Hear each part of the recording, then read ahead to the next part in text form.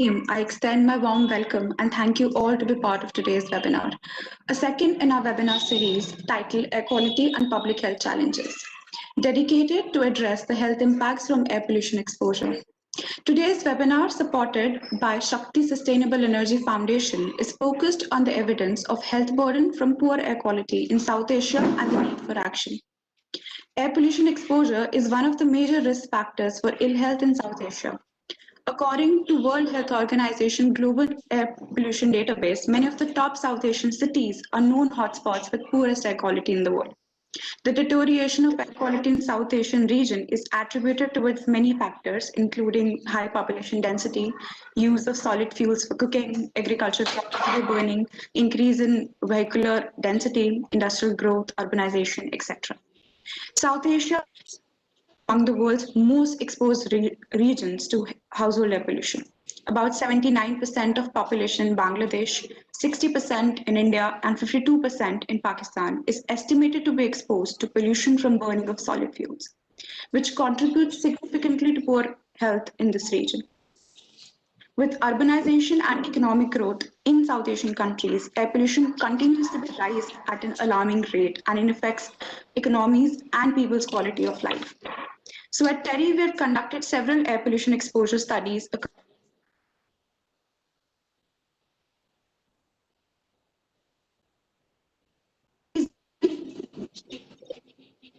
illnesses associated with high air pollution exposure. So in view of addressing this issue, today's event is an effort to get deeper understanding on the status of air pollution and health effects in South Asian countries through regional evidence from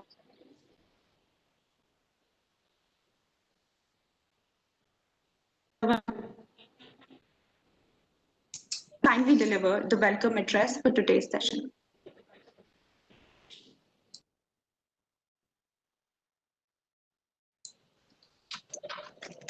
Can you hear me?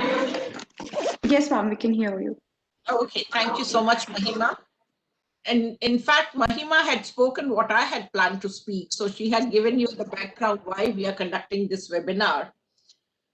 So first of all, welcome to all the participants. I'm not going to name them individually, but my special thanks to Karen for agreeing to give the main team talk on the subject.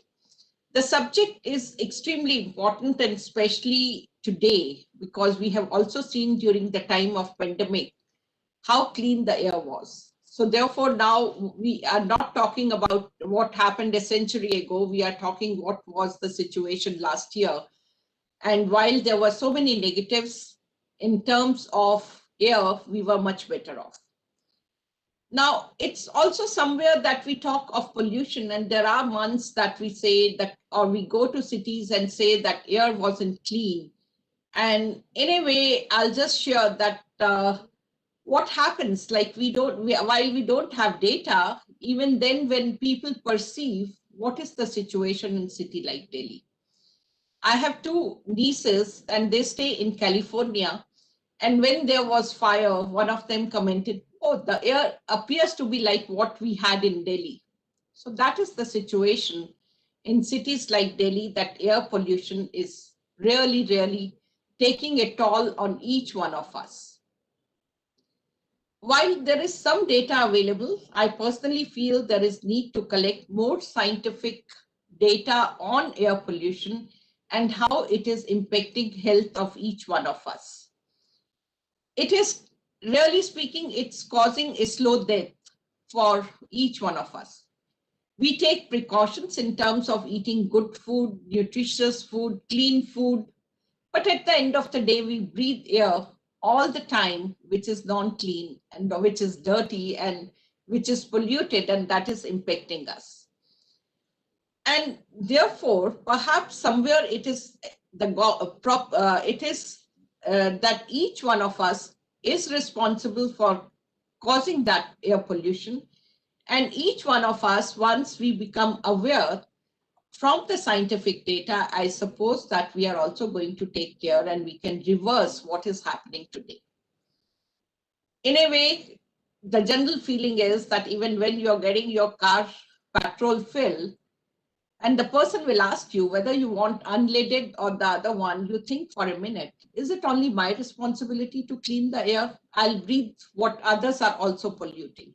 And therefore, people make choices which perhaps they should not be making, and they should go for unleaded rather than the usual petrol or high sulfur petrol or diesel. Similarly, agriculture, and I being an agriculture scientist, in a way, I always thought it's simple photosynthesis, and therefore agriculture practices, it's cleaning the environment. And we never thought of the GHG emissions that comes from the agricultural activities, as well as how the use of modern agriculture technologies is resulting both in air and water pollution. There are subsidies given practically by all the governments in the world on urea. And urea typically is simply, it's sprinkled while your crop is growing. So part of it gets converted into ammonia, and that is causing air pollution. Greenhouse emissions, it's known to everyone.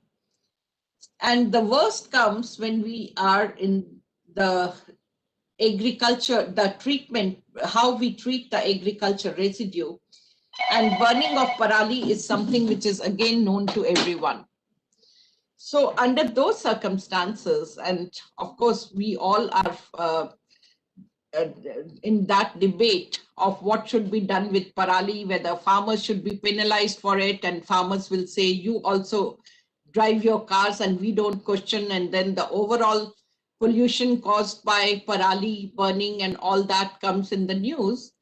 Of course, it's that you burn it in such a short time.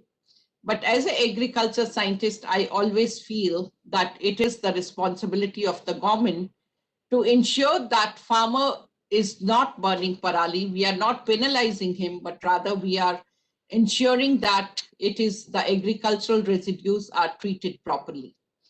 So as we reduce the air pollution. And it is because, see, if we have scientific data and we say that is how it is impacting the health of every citizen of the country, I'm sure the government will come forward and they will say, okay, here is the money to buy agricultural machinery which is required for the treatment of agriculture residue. And agriculture residue, it's actually a resource. And of course, Government of India is working on it. There are a number of center of excellence on biofuels and biocommodities. So one is looking at that how this can be converted into ethanol, which is a much cleaner fuel. We have to realize that we are going to run cars. Mobility is required, and under those circumstances, there is no other option than to shift towards cleaner fuel. And it is that how do you convert what is a waste today into a wealth, and then ensuring that it is sustainable way, it is that you are taking care of your environment, which is paramount. Everything else you can buy, but you cannot buy air, you cannot buy the environment around you. And therefore, it is that we have to take care of what the air. It has to be like, it's much better than what it is today. I'm not saying that we have to give what we inherited. I think we have to give much better environment to the future generation than what we inherited. And that is what we should be working towards. So thank you very much. I won't take much time, and thank you very much, and have a great interaction and great talks.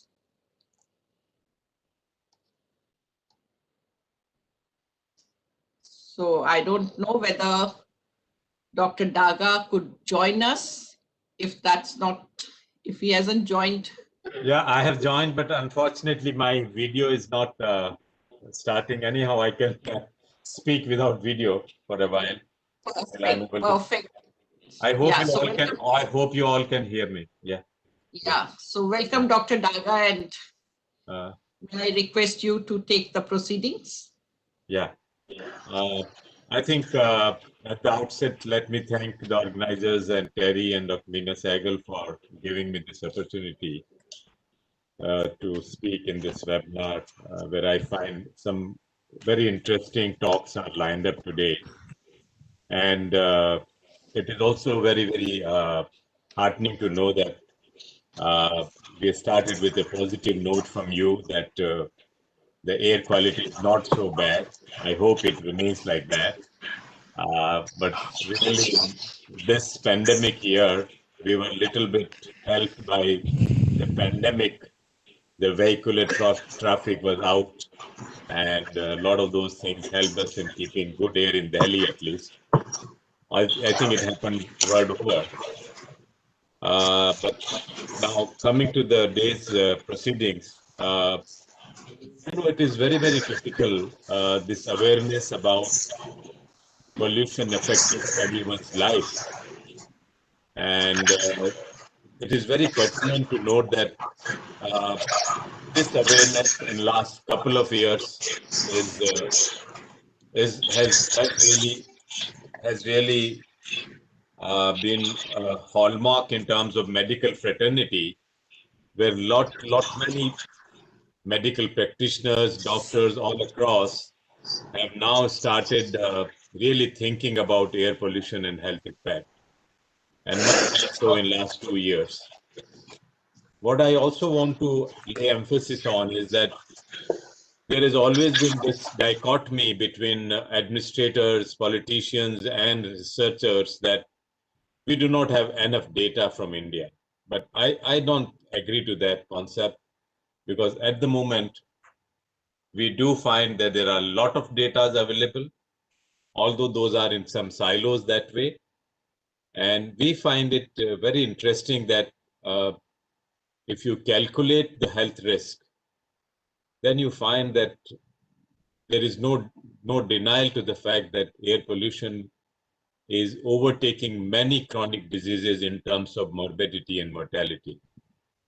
We were talking as cardiac illness, cancer, chronic obstructive pulmonary air disease, and even cerebrovascular accidents and infections as leading causes of morbidity and mortality.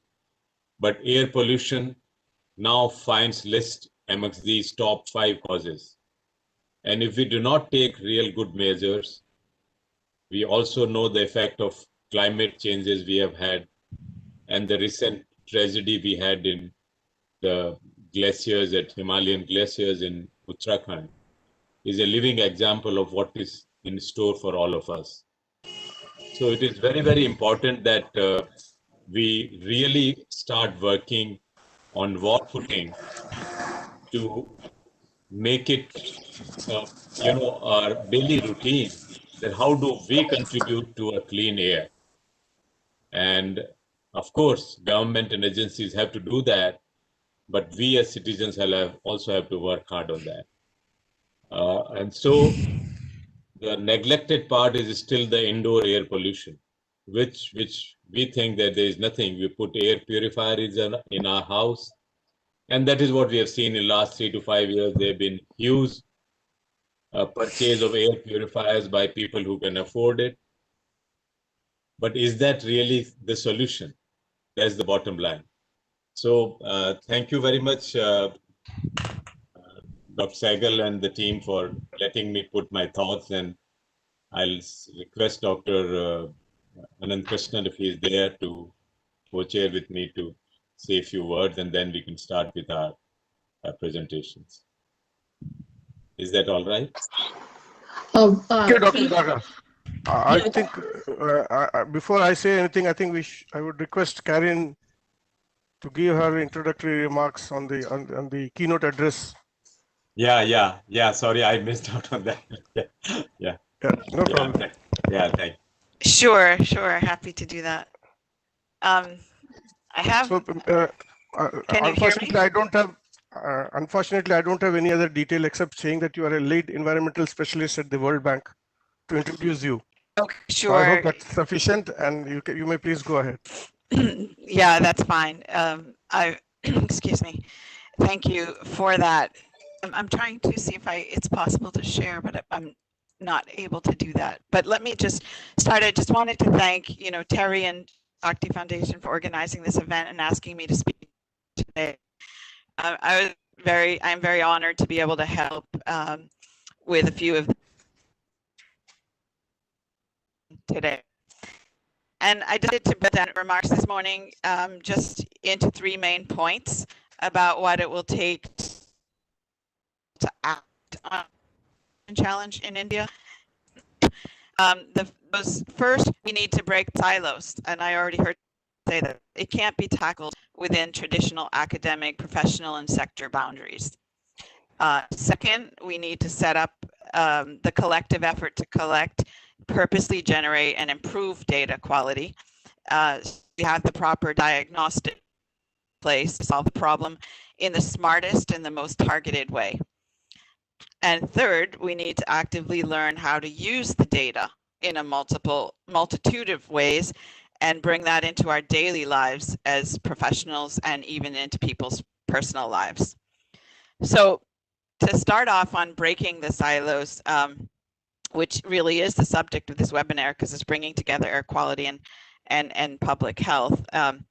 I had to admit that when Meena sent me an email to ask me to speak, my first reaction was asking myself whether I was really the best person to speak on this topic. Shouldn't Suresh, who is a doctor and public health specialist on our air quality team, be the one? But then I realized that my own questioning of this was actually really a symbol or emblematic of the core multi-sector challenge. Sometimes these most important issues that we need to solve are really at the nexus of multiple disciplines. And in my decade of working on development issues, I've very too often seen that these multi-sector and nexus issues fall through the cracks or just fall to the bottom of the list. So even in World Bank exhaustive exercises where we try to prioritize, this tendency emerges because there's no one single owner or champion. The funding mechanisms, they can't be fragmented that way, and they need clear owners too. It introduces another level of complexity, and yes, it adds extra time and work. And a most significant barrier is that it just simply strikes an inborn chord of fear and doubt in people's mind, whether where that work will all take us. And it requires thinking out of the box, and we lack basic vocabulary and tools to properly synthesize. So those are all these things that we do need to overcome. But I can see from the agenda, the speakers and the topics here that we have a group that I'm so-called speaking to the choir. These are, we have household air pollution on the agenda that several speakers will talk about today, for example, is one of those topics that too often gets marginalized or falls down through the cracks. In the World Bank, this problem, it requires us bringing together expertise from our energy team, the climate change team, the rural development team, the health team, the environment team, the agenda team, and our business and enterprise development team. So you can see how daunting it can get to try to bring together all the correct expertise to really solve the problems. And while we're seeing some incremental reductions attributable to household pollution in India, like some programs like Ujjwala, but the numbers are still very high, and it's still the #1 source of air pollution in India. That's where I wanted to just quickly, let me see if maybe I can show this slide now, it seems. Yeah. Okay. So just where, so we can bring in this kind of data that shows source. Really, what is the contribution? And you can see in the second box, the top, that residential commercial sources that's very, very high, probably #2. And sometimes looking at it this way, we start to get a different picture. So my next point is about the need to step up data collection, generation, and quality. There's never been a time in our lives before that we've had such a great opportunity to do this with more speed and efficiency. The technology and digital boom, and even COVID-19 has given us new common sets of tools to work with and forced us to use. For example, webinars like this are now commonplace. We can build on this momentum to solve the air pollution and the public health challenges too. In this context, we're very excited to be working closely with TERI and many other partners, several here, on, for example, an effort on capacity building for the health system, link the air pollution and the disease burden in using digital application for the acute respiratory disease surveillance. We're also working with IIT Delhi and other partners on a process to look at what it takes for the next step for India to bring them into the next decade for that air pollution monitoring data collection, something we're calling the UPMAS process. We're also working with states directly, several on the ground, to help them expand their networks and understand technically how to do that so that they can bring in state-of-the-art technology that will inform. And there are resources. So the steps in India are underway or already made, as a predecessor speaker already said. There's many things there that, and India is way ahead actually of other countries and where India was a decade ago. And there's a lot of things underway as well. India is also generating, there are new companies that are starting to make domestic air pollution control equipment to help drive down the cost of this. So these are all promising things to build on. I think the place that we really need to focus a lot, third, is really on strengthening the use of the data and using it to drive decisions and really affect change, including behavior change.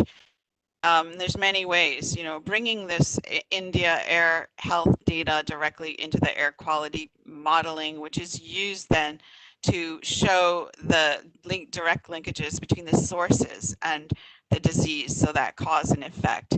Using it to help the economists quantify the economic benefits of acting, convincing decision makers where to put the money and target it the best. Integrating the health information into these graded response plans that each the pollution control plans need to have, and to help use that to determine also how to monitor groups at high risk. Using this to prepare health systems readiness.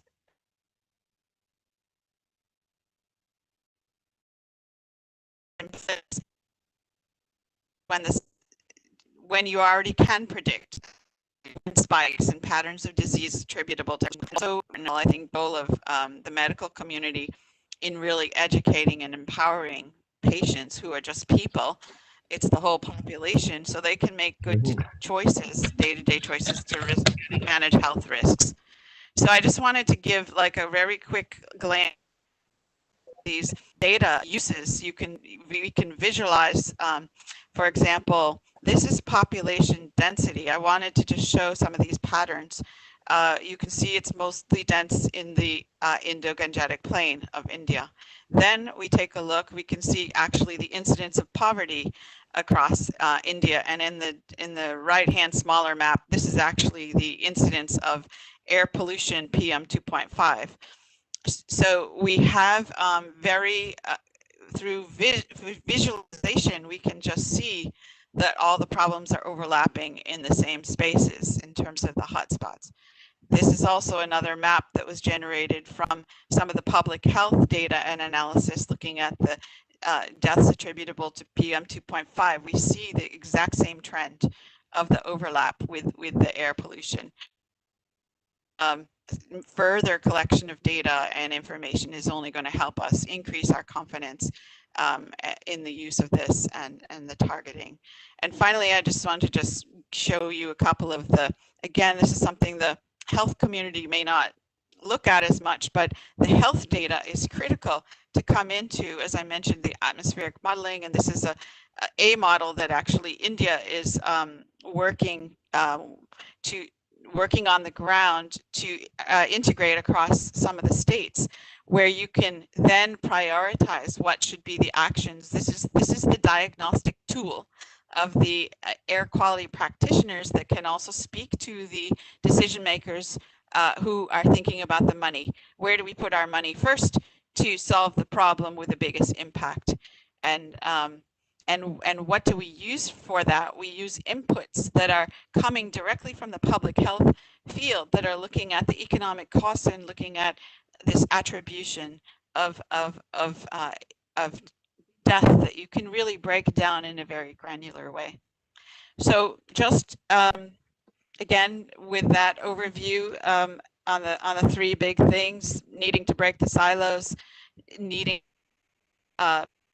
pull together the collection and the purposeful generation of specific data, and then actively learning to use the data are my three things that I hope, and I'm sure is going to come through some of the discussion here today. And really, again, pleased to be here from the World Bank side to participate with you.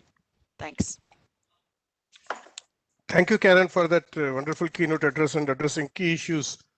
We now move to the technical part of the session, and it's good to see that we often say that pollution, air pollution, does not have boundaries in terms of, generally when we say this, we talk in terms of states in India, but it is also true for neighboring countries. Obviously,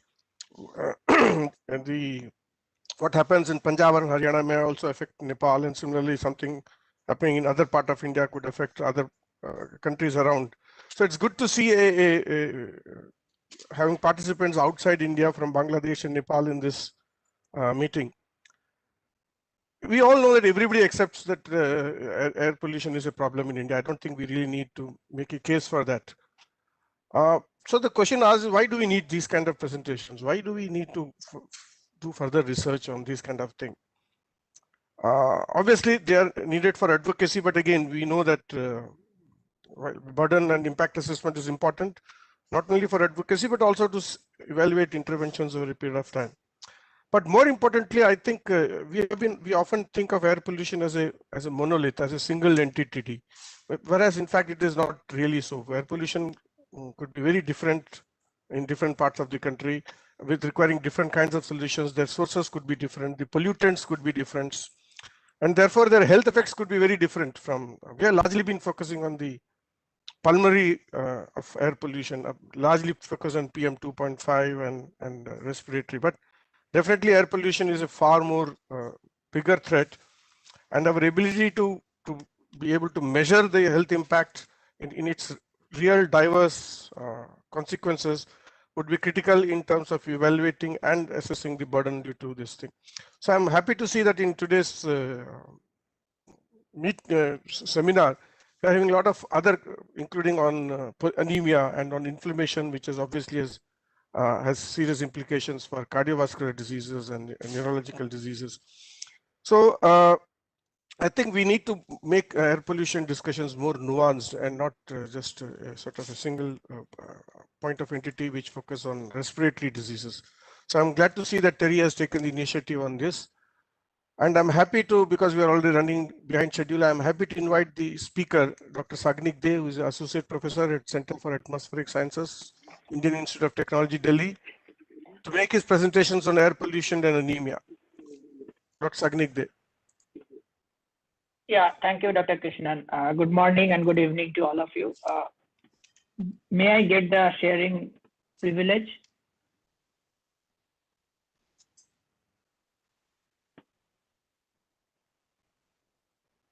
Organizers, Mahima, can you allow me? Dr.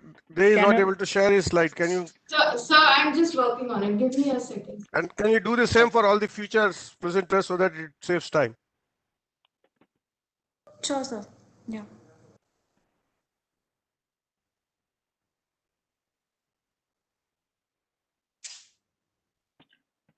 Okay, so I will wait. Okay, so now it's there. Yeah, thanks.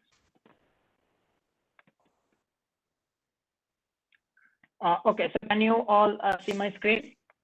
Yes, we can. Okay, perfect. Yeah. So Yeah, again, thanks for the opportunity to present some of the recent works our group has done, particularly to understand the linkage between air pollution and anemia in India. We have a very interdisciplinary team. One out by Unnati when she visited from US on Fulbright fellowship.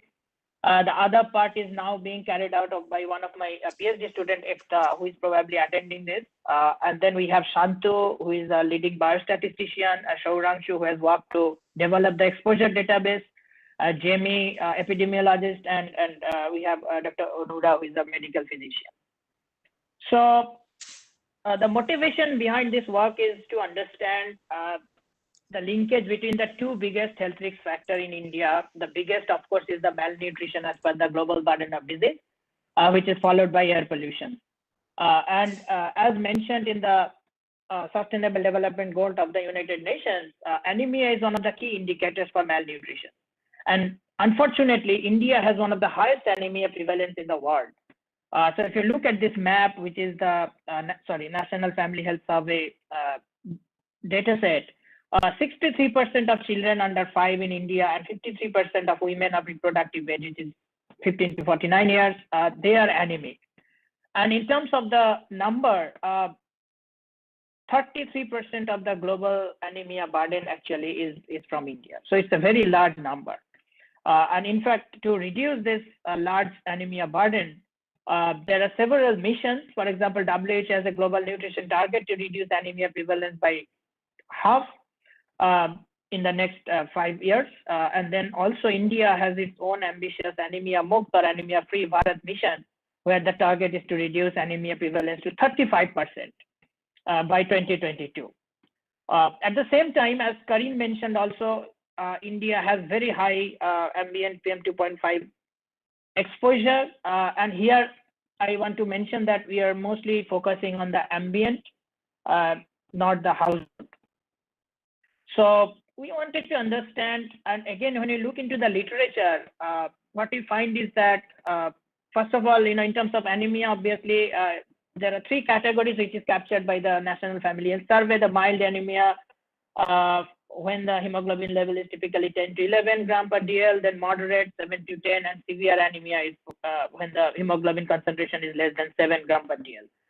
And there are broadly 2 etiological categories by which anemia can be prevalent. One is the deficiency in the production of red blood cells, and the second one is the increased rate of erythrocyte destruction, which is basically the hemolysis. And what has been observed medically is that chronic inflammation can reduce erythrocyte production and hemoglobin production by reducing the dietary iron absorption and also by reducing the erythrocyte lifespan. And also there are enough evidence, in fact, in the literature that chronic exposure to high PM2.5 levels, both either in ambient or household, can be a major cause on inflammation. So if that is the case, then there has to be some association between the air pollution exposure and anemia. And that's what actually is our question. And in fact, there are studies existing from United States, Europe, China, and Peru. However, there are no studies done in India on this. So we ask the simple question is that since the exposure is very high in India, so whether this is the case for India as well. And as I mentioned that it is a two-part study, the child anemia analysis is already published in Environmental Epidemiology. And currently we just finished the analysis for the WRA, which is an unpublished work, and we're trying to publish it now. Okay, so our anemia database is from NFHS 4 survey. And then to understand the impact of food habits for children, actually, we have developed a dietary diversity score as a proxy for iron intake, because in the survey, the iron intake by the children was not available. And for that, we followed this reference. And then for adult WRA anemia, we have considered the average per capita dietary iron intake estimated from the NSSO survey. And then for all the important confounders like body mass index, wealth index, education, domestic cooking fuel, because our focus is on ambient air pollution, so we need to adjust for the domestic fuel use, which has a strong linkage to the household air pollution, and then smoking status, which is only done for WRA. Second-hand smoke, very important for both women as well as children. So all these confounders are also taken from the NFHS data and adjusted in our model. Now coming to the exposure data set, all of you know that India has a very disproportionate distribution of ground-based monitoring network. In fact, there is no monitoring currently going on in any rural area. And in fact, in terms of the districts, 45% of the Indian districts do not have a single monitoring, be it continuous manual. And that is why actually we have recently developed a PM 2.5 national database for the Central Pollution Control Board at 1 kilometer by 1 kilometer resolution for the last 20 years. So I will not go into very much details how this database was generated, but very quickly, so we used actually MODIS Maya aerosol optical depth at 1 kilometer by 1 kilometer grid. We converted it into PM 2.5 using a dynamic scaling factor, using that from this reanalysis data set. And then we done several calibration and validation exercise. This is what actually our satellite-based data set looks when they are compared against the ground-based reference grid monitors. You can see that for the duration 2009 to 19, when ground-based monitoring was available, the correlation coefficient is pretty good, around 0.9, with the root mean square error around 25 microgram per inch cube at a daily scale. So what we did in this particular analysis is that from the geocodes available, we have taken the 5 kilometer buffer and assigned exposure to the subjects which are captured in the NFHS dataset. Now, anyone wants to use this exposure data, as I mentioned, this is available from the year 2000. For any other health studies, they are most welcome, and you can also look into this web page where we are actually developing to disseminate this exposure data, not just for anemia or this kind of study, but also any kind of health studies people may be interested in. So our ecological analysis at district level was done by multiple linear regression model, and then at individual level we have used the generalized linear mixed effect model.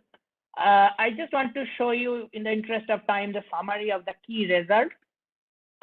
So for ecological level, you can see that we have 638 districts covered for the child anemia analysis, and for WRA 637 districts. And this is what we got actually from our analysis. Oh, so want to mention that for child anemia analysis, lifelong exposure is basically calculated based on the date of birth of the child till the date when the survey was done. And for WRA cases, we have assigned 10-year exposure. 10-year, in the backward when the survey was done. So what we found is that for 10 microgram per meter cube increase in chronic PM exposure reduces hemoglobin for child, when you do the ecological level analysis by 0.07 gram per DL, which corresponds to 1.9% increase in anemia prevalence. The number is higher, in fact, for a WRA, where we found that 10 microgram per meter cube increase in chronic exposure leads to almost 7% increase in anemia. When we do the analysis at individual level, you can see again the sample size, the adjusted odds ratio for the anemia prevalence here for child is 1.09, and then for WRA 1.071. So clearly you can see the association there, which is quite significant. We also looked into the effect modification. This is just the example for the under 5 children.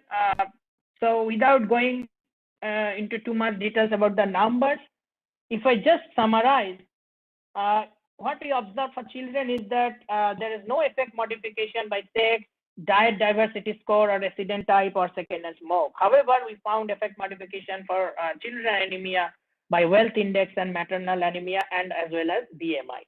And we are currently doing the analysis and trying to understand this for the WRA cases.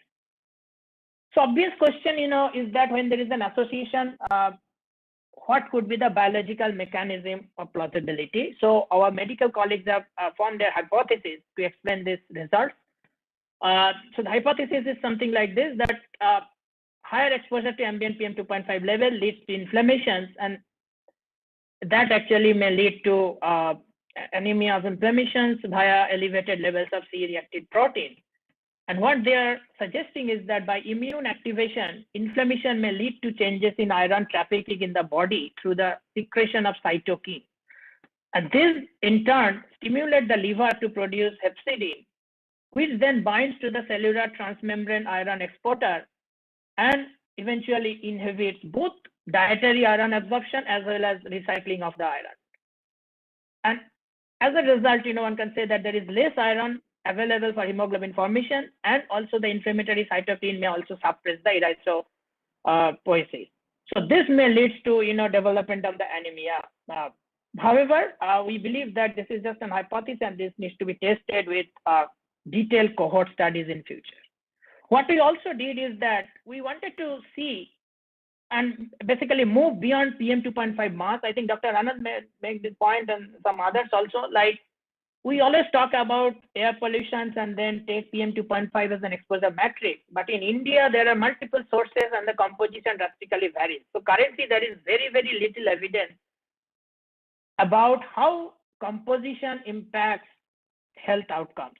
So this is what actually we tried to do in this WRA cases. These are very preliminary results. So what you are seeing here is that various components of PM2.5 like black carbon, sulfate, organic carbon, dust, and sea salt. And these are the interquartile ranges in microgram per meter cube. So what we found is that, let's say if the black carbon concentration exposure increases, moves from the lower to the next interquartile range, then the anemia prevalence increases by 17.7%. So the effective message what we are getting from this particular analysis is that the impact of black carbon, sulfate, and organic carbon are almost comparable, but much, much higher compared to dust, and sea salt, in fact, has negligible impact. So it clearly tells us that composition indeed matters. And we need to really then segregate the PM2.5 in terms of composition when we talk about a national scale impact. So just summarizing that we have already demonstrated that chronic exposure to ambient PM2.5 is indeed an important risk factor for anemia in India. As mentioned, that three compositions, in fact, are quite important to tackle: black carbon, sulfate, and organic. Now, sulfate in the atmosphere usually forms from the sulfur dioxide emission. So again, this is highlighting the fact that when we talk about air pollution, we often refer to primary PM2.5. We keep forgetting that the secondary PM2.5, I think Karin mentioned this point also, that secondary PM2.5 has a big contribution also. And then, as I mentioned, we need to do cohort studies to understand further these issues. And we are also currently working to develop a 24-hour integrated personal exposure model, because the results I showed is for ambient.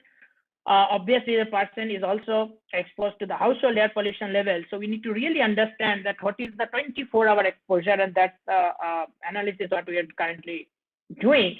So I want to end my presentation with this thing that in the last 20 years, India has made a lot of progress in reducing anemia burden. However, the burden is still substantial. And what we believe is that mitigating air pollution would definitely accelerate India's dream of becoming anemia-free. And in other words, it actually tells about the health benefits that India can get, particularly for these vulnerable groups, if we can successfully implement National Clean Air Program and various other important missions targeting air pollution reduction. Thank you very much.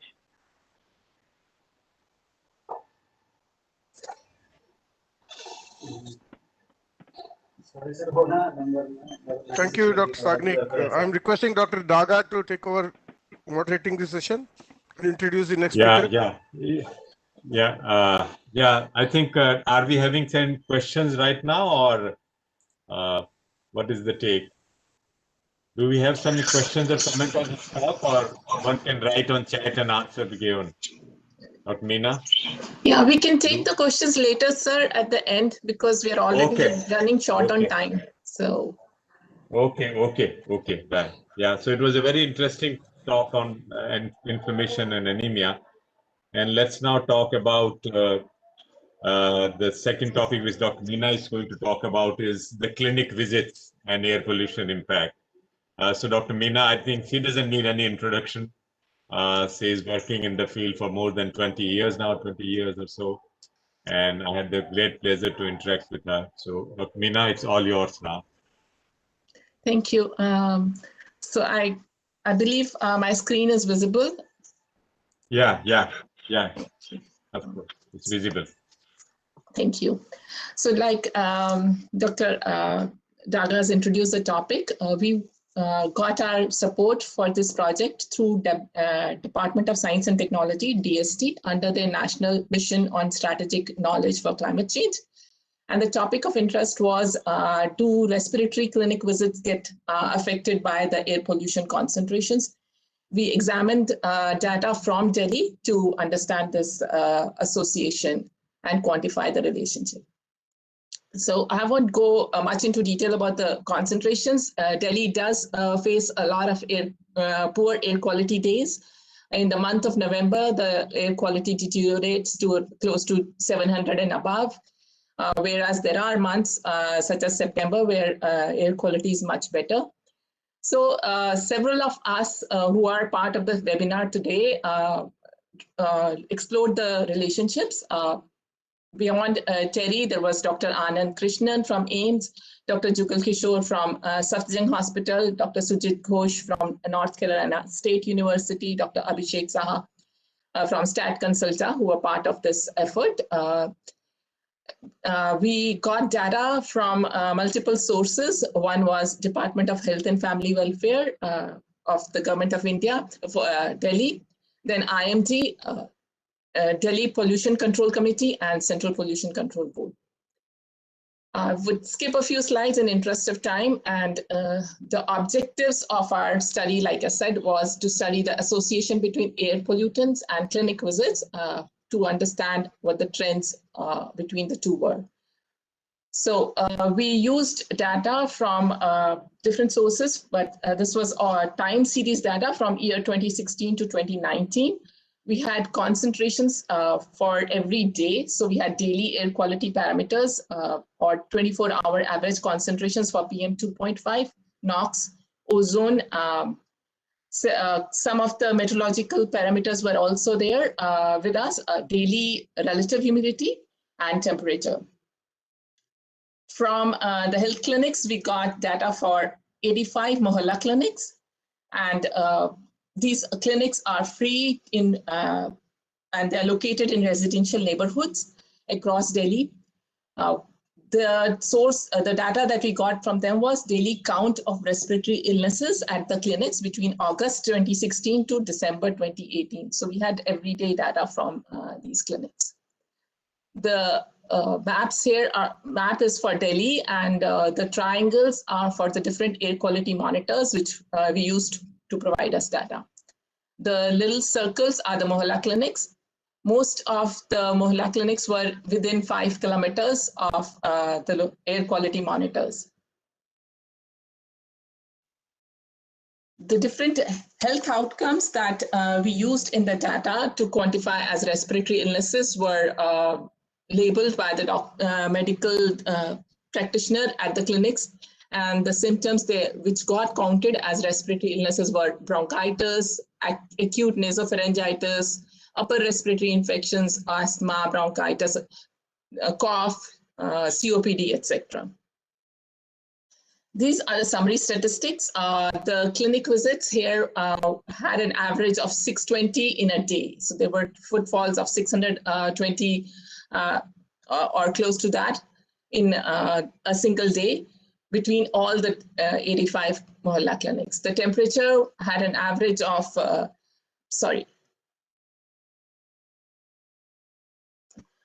temperature had an average of 25 degrees centigrade. Relative humidity was around 66.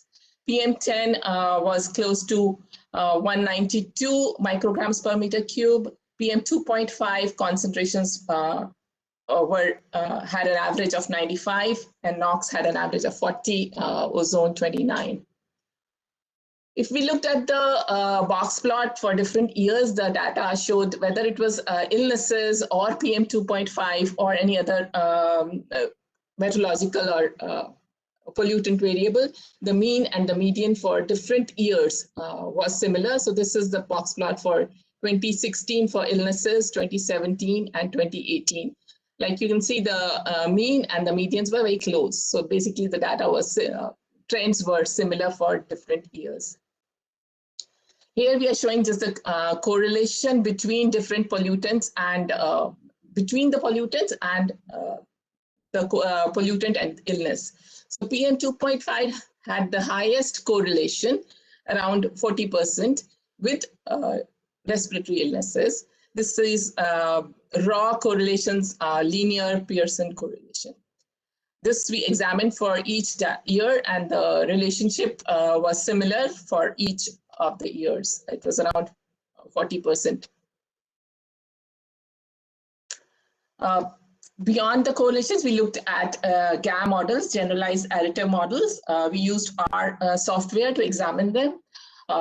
The health outcome that we were looking for is count of clinic visits for respiratory illnesses. The independent variables that were in the model were temperature, relative humidity, PM 2.5, NOx, ozone, month and weekday. Month is important because the health outcomes, particularly respiratory illnesses, are have a seasonality in their pattern. Weekday was important for us because mohalla clinics are closed on Sundays, and we observed a pattern, a larger number of patient footfall on Mondays. So the models, as you can see, were adjusted for meteorological variables and other pollutants also. We examined both smooth fit of PM 2.5, and we also took linear or PM 2.5 linear fit, and analyzed for PM 2.5, PM 10 also. We examined, developed different models for a lag in exposure. That means the exposure of the same day and its association with number of clinic visits for the same day. And then we also looked at a lag of 1 day, 2 day, or 3 day, which means the day previous, what was the association between PM concentration of the day previous with with the respiratory clinic visits. So our purpose was to determine the log linear relationship between clinic visit and respiratory illnesses and air pollutants after adjusting for meteorology variables and seasonality. Here are some of our findings. Like I said, we had to adjust for weekdays, and we did not include in the models high extreme values of some of the pollutants, because that was affecting the quality of the models that were being run. So here is the comparison for different models. The adjusted R-square is one of the indicators that we used. The value for adjusted R-square could be between 0 and 1, with 1 being the best kind of R-square that one can get. For this, so for the same day PM concentration, we got an R-square of 0.62, which is fairly good. For at a lag of 1 day, when we use smooth PM 2.5, the R-square was nearly same, and that was the pattern virtually for the for all the different lag values. We had computed the models using smooth PM 2.5 and linear fit of PM 2.5, other than PM 10 also. So after removing all the outliers for extreme high values of pollutants, we had close to 778 days worth of data processed and examined for the analysis. What the key question that we were trying to understand was how does the exposure affect the clinic visits? What we saw was there is percentage increase in the mean daily respiratory clinic visits associated with PM 2.5. Here we are showing what the increase was for 10 unit change. So for at the lag of same day, for the same day, there was an increase of 1% in the number of patients visiting the clinics.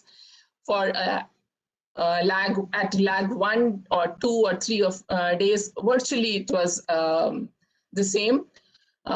lag 3 had a slightly higher percentage increase, 1.10 or so. And then this is a tool that we created.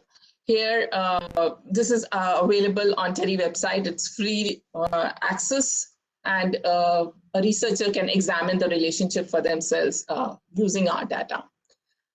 Like you see here, this is one of the most significant graph that you would see here. It shows that the R-square of 0.60 was obtained for a particular model where we had lag 1 PM 2.5. The green lines show the estimated, and the black lines are for the observed clinics visits. And there's a trend over time.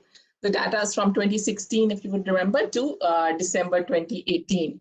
So all 2.5 years worth of data is right here. If you move the from a national ambient air quality standard, the PM 2.5 is around 225. The tool would show you the increase in the clinic visits for that kind of increase in exposures. So our results largely showed that when we had explored the data with linear fit of PM 2.5, a 10-unit increase would show close to 1% increase in clinic visits. Whether it's at the lower end or at the higher end, the relationship was same because it's a linear fit. When we used smooth fit for PM 2.5 at lag of 1 day, we saw a 0.54% increase in clinic visits at the higher end, from 200 to 210. If PM concentrations increased, there was an increase of 0.68%. Cross models. The models, as you would remember, have adjusted for meteorology variables, NOx, ozone, seasonality, and day of the week. So finally, what does the analysis tell us? If there is an ambient air quality standard maintained in Delhi vis-a-vis, a typical day of 220 micrograms, that would lead to a 10% increase in clinic visits. And that's the burden of disease or economic impact of the high or poor air quality. And this was using smooth fit of PM 2.5. Similar results have been observed elsewhere also. Chen et al. Had shown that respiratory hospital admissions increased by 0.16% at a lag of 1 day, and their exposure was for PM10. Hajat et al. Also had made similar observations for lower respiratory diseases. There was an increase in number of patients visiting a general practitioner, and the increase was close to 2%. So there are small differences between these studies, but overall the trends and the result show the same conclusion, that there are associations between air pollution and daily consultations for respiratory diseases. In Delhi, the most significant association was observed for PM 2.5, and the most important confounders controlled forward meteorological variables, NOx, and ozone. So thank you. So we'll have the questions at the end, and we can move to the next presenter. Yeah, Dr. Krishnan, request Dr. Krishnan to invite the next presentation. Thank you. I request all the panelists to switch on their cameras as the program is being streamed live on YouTube. So now it's my pleasure to invite Dr. Parthasarathy Mahapatra from Air Pollution Observation Analyst from International Center for Integrated Mountain Development in Nepal. And he's going to talk about challenges and opportunities in air quality and inflammation research, case studies from Nepal. So I'll go directly to Dr. Parthasarathy. Thank you, Dr. Krishnan. So good morning and good evening, everybody.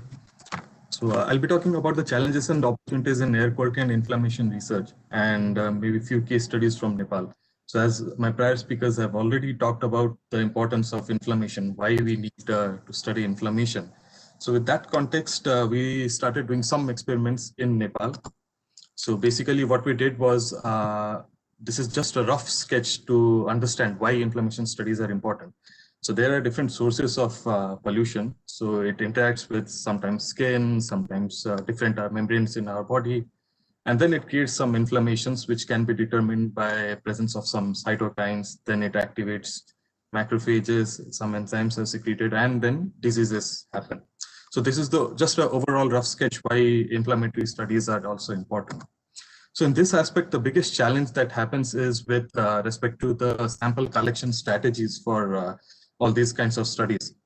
So in one case, what we did in Nepal, so we wanted to study the impact of ambient particulate matter during forest fires and pre and post forest fire times, and its impact on the inflammation studies. And one particular element that we wanted to study from those other components of PM 2.5, as Dr. Dey has already mentioned earlier, that the components of PM 2.5 or PM 10 are also important to be understood. So in this study, what we did was we did a PM 10 sampling, and we tried to quantify the endotoxin concentration in it, one of the bacterial toxins, and then try to see its impact on the inflammation response of cells. So in that aspect, what we did, we went to a village in Nepal. As you can see here, on the figure, we mounted a station there, a small station. Then we did filter sampling. And these are very important and with respect to storage and analysis, because what happens is, as soon as you have collected on field, then those samples start reacting if not frozen or kept properly. So we immediately have to freeze it in a field freezer at the field itself, and then we transport it in vacuum flasks to the -20°C temperatures. And then I collaborated with the Institute of Life Sciences in Bhubaneswar. It is a DBT lab in India. So with them and in their laboratory, we tried to analyze the components of this particulate matter and its impact on the cell study. So this is the challenges that we face with sample collections, and there are no fixed strategies to do these things. Then in another study, what we wanted to do is we wanted to see the impact of indoor cook stoves, the smoke coming from different cook stoves, and on its impact on inflammation. So in these cases, what we did, as you might remember in my earlier case, I said it was only about particulate matter. So in this case, we thought it's not only about particulate matter that is impacting the health or something, but it is also the whole smoke that we are taking. So that's why in that context, what we would try to capture the whole smoke. So we designed a collection system where one of my colleagues is sitting near the smoke and is trying to capture the whole smoke into a media sample. Then the same thing we do, we immediately freeze the media sample after the collection is done and keep it in field freezers and then transport it through vacuum flasks. And here for his analysis, we transported it to University of Nottingham, where he was a part-time PhD scholar also. So then we did few experiments there, and this is how the challenges are there with the different collection mechanisms for inflammation studies.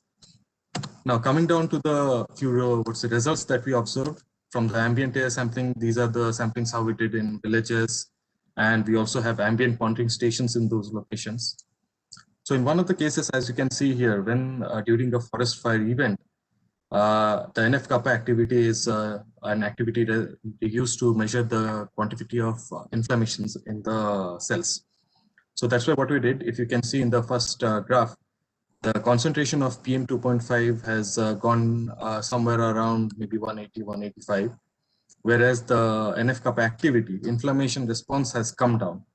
And at the same time, the endotoxin concentration has gone higher. So that indicates that during a forest fire event, endotoxin concentrations are high, particulate matter concentrations are high, but for some reason, the NF-kappa activity or inflammatory activity is low. Now, again, what we did was we did the same thing in case of non-fire fire events. So on non-fire days, we took the samples. So that time PM concentration was low, endotoxin concentration was low, but then the NF-kappa activity representative of inflammation was higher. So this indicates that there might be some co-pollutants which are, let's say, emitted together with endotoxin as well as during the forest fire events that might be suppressing the inflammation response. Hence, it is extremely important to understand, okay, how individual components react and how individual components together when they respond, what is the masking effect and what is the core inflammatory effect. So I'll not go deep into our results. So I'll just talk about the next case study. So in this study, as I said, we wanted to see the indoor concentrations and its impact on, inflammations. So here what we try to do is we try to collect cook stove smokes from biomass cook stoves, biogas cook stoves, and liquefied petroleum gas cook stoves. In these cases, we also try to identify one small aspect because with Nepal, we have a good opportunity that it gives us within two very small latitude. It gives us opportunity to look into the TERI or plain regions, mid-hill regions, as well as the extreme high altitude. So if you can see my figure number B here, so this is a village which is located at an altitude of approximately 4,000 meters above sea level. So we went there and did some samplings. Whereas if you can see my figure E, it is somewhere in the plains, which is around only 200 meters above the sea level. So something in these settings, we tried to do the sampling. And in these samplings, as you can see, we tried to find out the biomarkers, cytokines, such as IL-6, IL-8, TNF-alpha. I'm sure many of us know a few of these cytokines and how it works. So here we tried to see that from biomass smoke, almost all the cytokines showed a good response. Now, came down to improved cook stoves, which are also prevalent in the region. But as the thing is that though they're improved in terms of lessening the particulate burden, but they still use the same biomass fuel. So we were also able to capture some inflammation responses there. Now, interestingly, when we used LPG also, so not all the cytokines showed responses, but IL-8 and TNF-alpha showed significant responses. That's suggesting that inflammatory responses are also coming from liquefied petroleum gas stoves. So these are some results that we find there. And in summary, like basically, these are the limitations, main limitations I'll say is we have done these studies to understand like, 1 day and 2 day effects. But long-term studies are required, like say, if we expose a cell to maybe 100 days, what is going to happen? What we did here is we use these extracts and expose the cells for 1 day, 2 days, and saw what is their responses. And this is what we have detailed here. But yes, long-term studies are required for these things. So challenges, like talking about very important aspects of like we have been discussing about biomass smoke. But sometimes when I think about India and other places like Nepal, Bangladesh, or South Asian countries, so here, historically, we need to understand the genetic adaptation to biomass smoke also. Because like we have been using biomass smoke for a very long time. So what are the genetic adaptations to it? Then to confirm more about even LPG, because LPG emits nanoparticles and it can also create inflammation. So what should be our strategy in future? And then we also need to look into the biological changes due to acute and chronic effects. Here, what I showed you here was a very small example of acute effects. Then we also need to strengthen sample collection strategies, then types of analysis to determine different mechanisms, which is really, really important to understand what kind of disease is happening due to exposure to a combination of different chemicals and particulate matters. And hence we need to also develop more in-depth molecular level studies. And as I have already discussed, some long-term studies are required. And most importantly, we need to see a holistic approach to understand the air quality and its responses in the South Asian region. We have to get an amalgamation of social aspects, scientific aspects, health and policy aspects together. So reason being, we need a very strong collaborative efforts to do all these things. So these are the discussions or topics of discussion for today. From my side, I would like to acknowledge all my team members who have been instrumental here for these works and for ongoing works from Institute of Nottingham and Institute of Life Sciences, and definitely from ECMOD also. And my gratitude to today's organizers for allowing us to present some of our work and discuss with this gathering. Thank you all. I think it was an excellent presentation and thought-provoking as well, Dr. Thank you.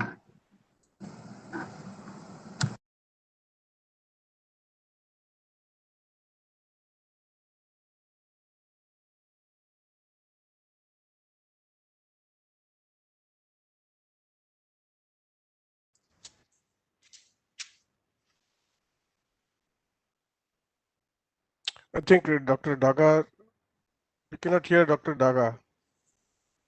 So maybe I will just take this opportunity to invite the next presentation from Bangladesh. Dr. Parvez Mohammed, who is a research scientist, environmental health sciences at Columbia University, USA. who's going to talk on household air pollution and health effects in a rural Bangladesh population. Dr. Parvez?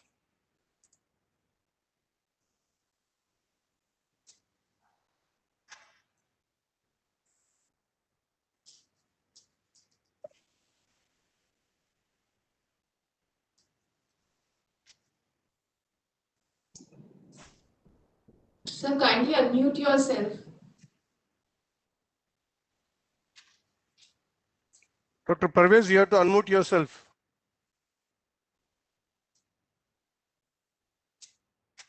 Okay. And I also turn on my video. Can you see my screen? That's the question. Yeah, we can. Okay. So thank you, Dr. Anand again, and thank you, TERI, to organize this interesting meeting. And I personally thank Meena to invite me to present some of our ongoing work in Bangladesh. And I'm going to talk about household air pollution.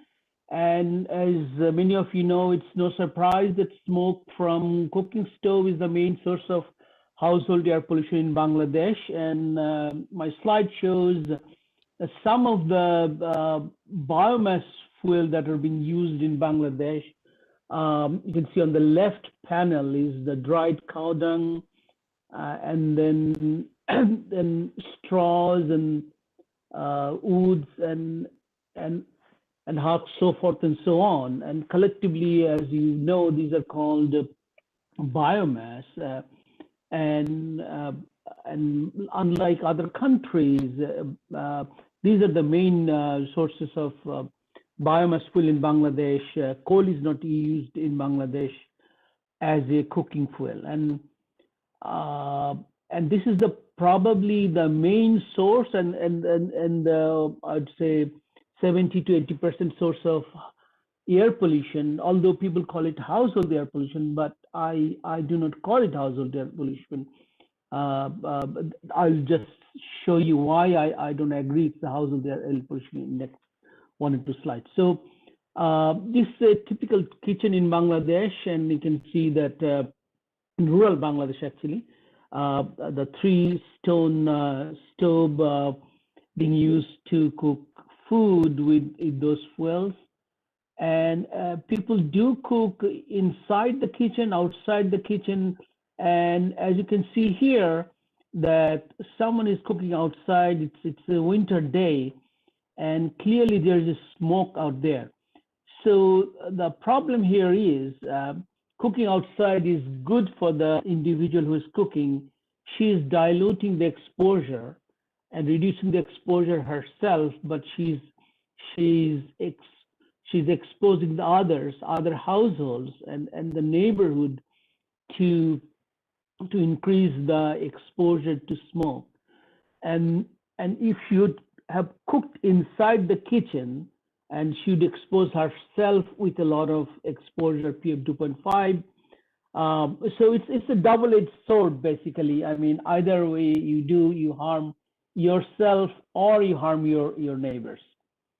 So as I just said, that almost 95% of rural population in Bangladesh primary cook using biomass fuels, and maybe 5 or less % of the people use LPG, kerosene, and electricity. And as per as WHO's estimate, 45,000 to 50,000 deaths per year is caused by biomass exposure from household burning. But this was based on primarily on acute respiratory infection in children.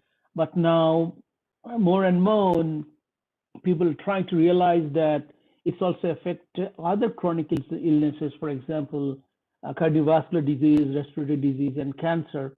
And in fact, a few days ago, I was seeing a news program in Bangladesh that shows that the physicians from a cancer hospital in Bangladesh showing that a large number of women who have lung cancer, who never smoked,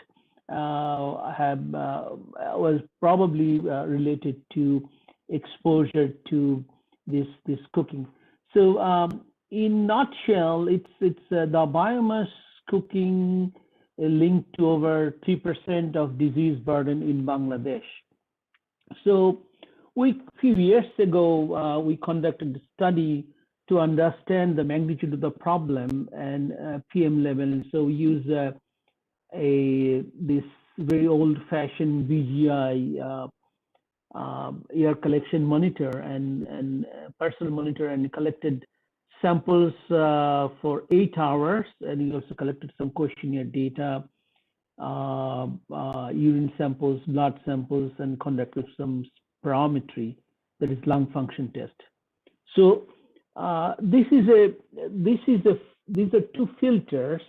One filter on the left is white, that has not been used, and the other one on the right is the filter has been used to collect air pollution, and as you can see, it's very dark. And you can imagine visually that if this kind of dark stuff or PM 2.5 goes through someone's lung, for example, in this case, 20 years, someone is cooking on average, or 3 to 4 hours per day, then there must be some health problem that can happen. But in not most of the cases, we can associate them with air pollution, because the exposure level is so high and exposure level is almost everywhere. So this is the PM 2.5 distribution of our air pollution study. Please remember these numbers: this average 804, and the gas 119.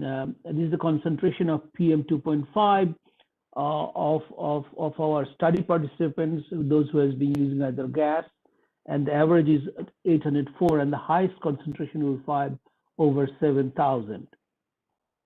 So next, we try to see which type of biomass fuel is contributing to more PM 2.5, and as you can see on the left is wood, then agriculture waste, dung, kerosene gas, and electricity, and even the electricity and gas has over 100 microgram of PM 2.5.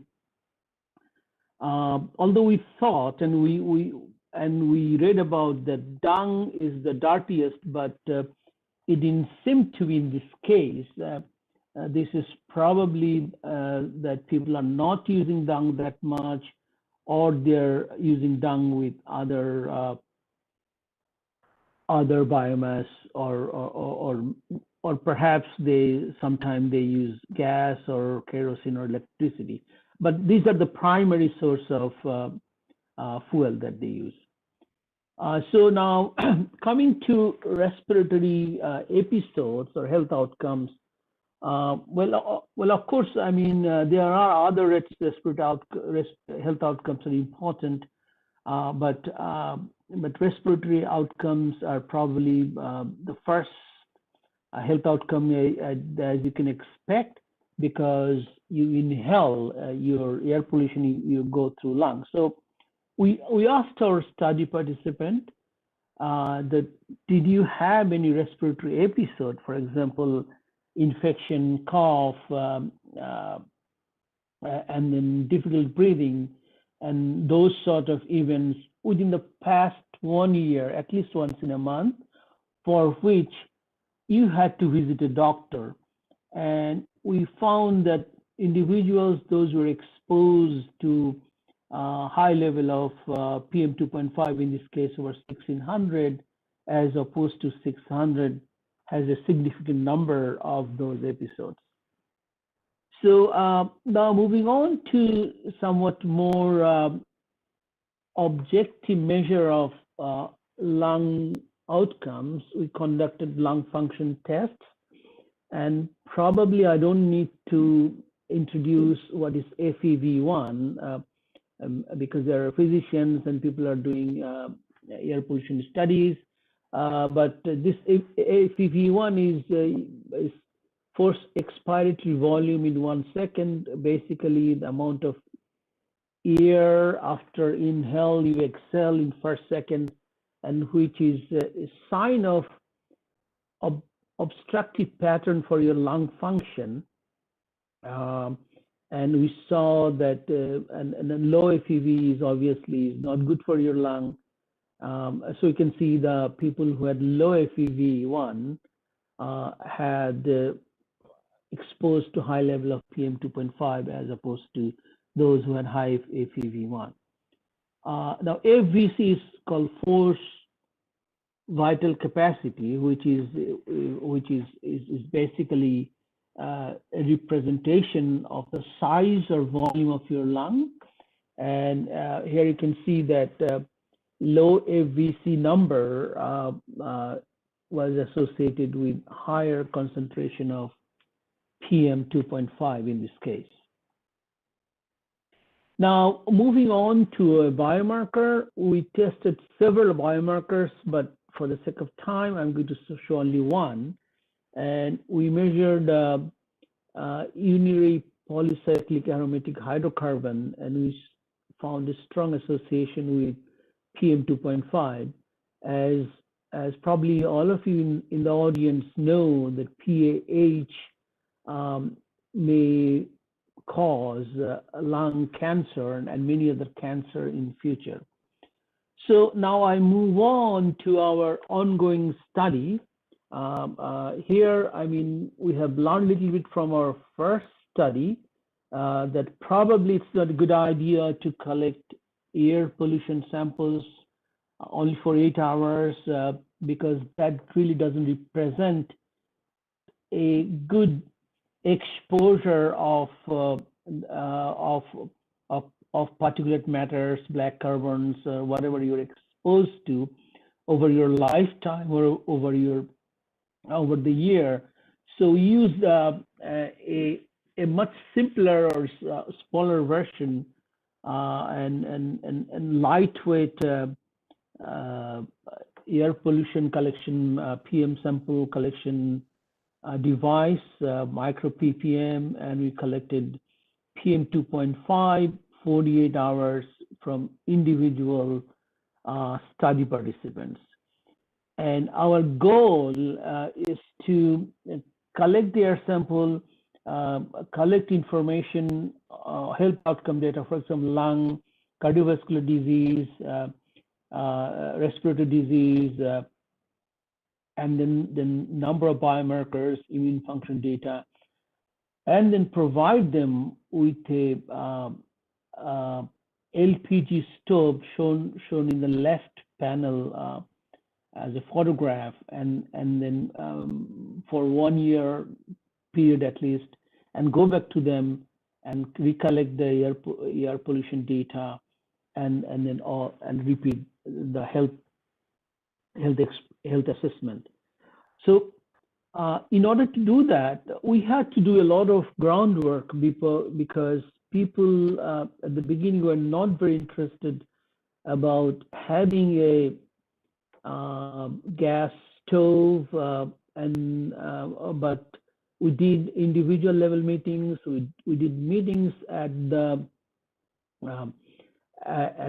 people's ear with number of women, men, and then we developed a lot of flip charts like this and posters. And I'm not sure if anybody can read Bangla. There are 4 instructions here and benefits here, and a majority of them are not about health. Only the last one is a little about health. Most of them talk about cleanness of the home. You don't have to clean your kitchen, and some cost, because those are the priorities came out of from women, and we have to address those issues so that they are convinced to get an stove. So after the stove installation and 1 year passed, and then we went back to the individual level households and recollected PM 2.5. But as you can see here, the pre-intervention PM 2.5 level was 146 microgram, and post-intervention, and that means the people, those who were using the LPG stoves, it didn't go down much till 114. And if you recall the first slide, a few slides before I show, the gas stove was like 119. So this remains to be a challenge because the Bangladesh government standard for outdoor air pollution level, PM 2.5 level, is only 65 health-based standard, but still it's almost double even with these gas stoves. So this is probably going to be a big challenge, not only for Bangladesh, but also for other countries as well, that simply giving people gas stoves or improved stoves is probably not going to be enough. And I think it's something like, I see a very large level of intervention needs to be done. For example, it's something like some similarity with COVID. For example, for COVID, you need to have develop some kind of herd immunity, and similarly for reducing air pollution at a community level, you have to have a large number of people to reduce all their exposure down, so that your smoke doesn't contribute to other people's smoke. And we're trying to understand that. We are now collecting all different kinds of air pollution data, PM, black carbon, and sulfur and everything from our study participants of 35,000 people in a large area to develop a model and understand and their health outcomes, because we are working in the area for over 20 years, and we have excellent health data, and also we can use some of the techniques that we are learning from these mid-sized studies to implement our program. So this is a black carbon, but which reduced a little bit, but I don't go any farther because it's a little late here.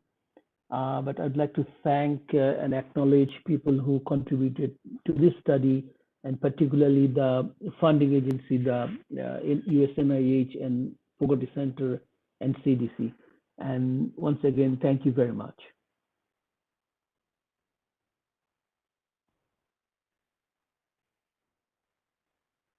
Dr. Daga, can you carry on? Hello. Yes, sir, go ahead.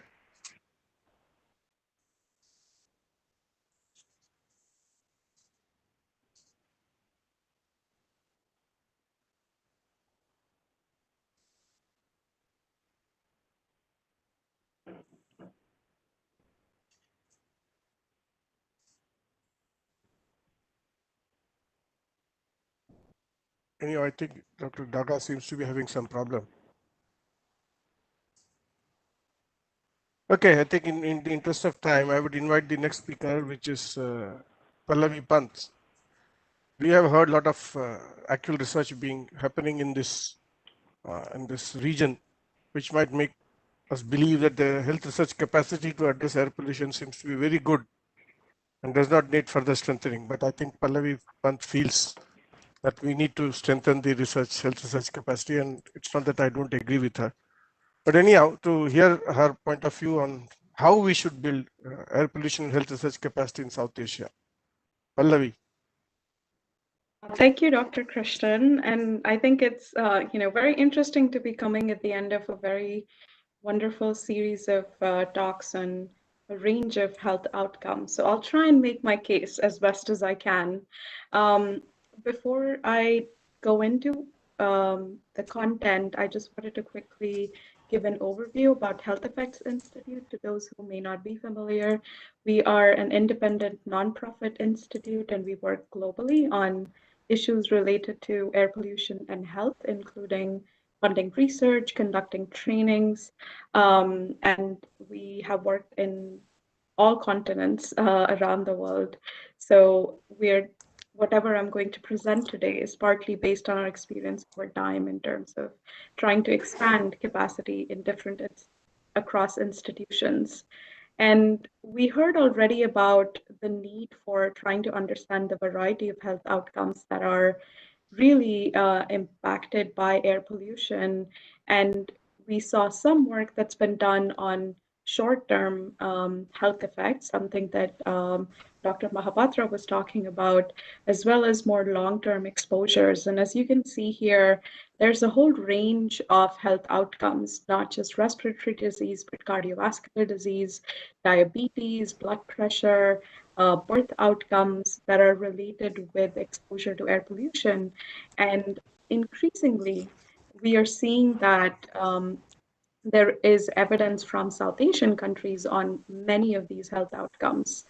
And I think I, will be belaboring the point at this stage, trying to say that exposure to air pollution and the related health burden across South Asia is very high. I think one point that I would make here is that, especially in India, Nepal, Pakistan, and Bangladesh, which tend to share the airshed, sources are very common, exposure levels are very common, high across all those. And we see as a result that a huge proportion of the health burden in all of these countries is attributable to air pollution. It's reducing life expectancy. It's also resulting in economic impacts, which are felt in all of these countries. But it's not all doom and gloom. We've seen, several really good studies underway, already published, and there are many others that are happening in very local levels, at national and regional levels. Air quality data is becoming increasingly more and more available, especially in India. The number of monitoring stations is expanding. And this is also fueling an increase in the public demand for information on evidence on what air pollution is doing to their health, how they can protect themselves, etc. And another very encouraging sign is that both at national and international regional levels, we're beginning to see a much more concerted engagement from different kinds of institutions, both funding bodies, policy bodies, health agencies, and others. So if we start thinking then about what we really need for research on health effects, there's three different pieces I want to highlight.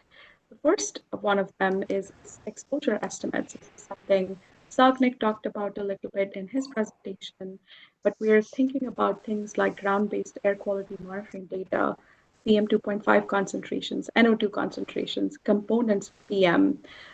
We can also utilize things like satellite-based exposure estimates, which are providing access to a whole range of data, which we currently wouldn't have otherwise, as well as modeled estimates for different places.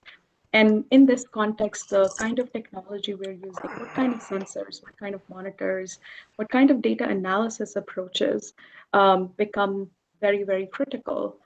On the other hand, we are able to answer questions like the kinds of air pollution people are getting exposed to, where they get exposed to air pollution, how they get exposed to it, which can be helpful in designing strategies to reduce exposures, to try and bring it down at the source, much like we do for ambient air pollution.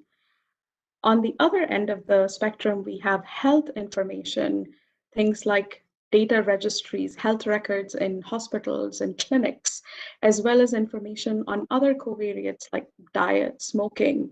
And again, speakers before me have talked about it in a lot more detail, so I'll try and not go into it in a lot of detail, but this then enables us to start thinking about what the short-term and long-term effects of exposure to air pollution are, what happens during episodic conditions. As we are discussing air pollution in South Asia, Lahore is experiencing very high air pollution levels for the last few days. We've seen Delhi and other cities in northern India experience the same kinds of problems over the last several years.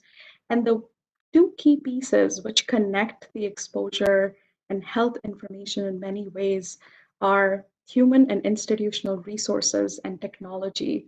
What do we have access to which will allow us to produce exposure estimates, to connect exposure data and health data? And we continue talking about it. And how do we increase this capacity? How do we build more expertise in all of South Asian countries? At the same time, there's now need for us to start thinking about technology solutions. Are there data archives that can be built that are open access, that can be used by a broad set of researchers who have an interest in this topic?